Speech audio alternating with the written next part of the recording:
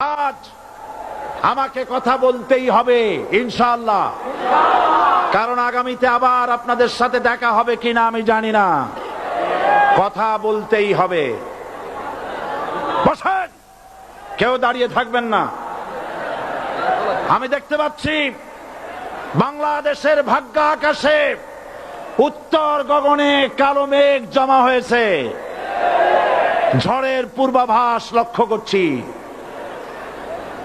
যদি মোকাবেলা করতে না পারেন সক্ষম ভাবে, এমন অন্ধকার গাঢ় কালো অমাবস্যার রাত আসতে পারে যার সুবে সাদেক হওয়া অসম্ভব। সুতরাং আপনারা কি কাপুরুষের মতো কাফের মুশরিকদের গোলামি করে মরতে চান? বিড়ালের মতো 500 বছর বেঁচে থাকার কোনো লাভ নাই। সিংহের মতো 1 ঘন্টা বাঁচতে চাই।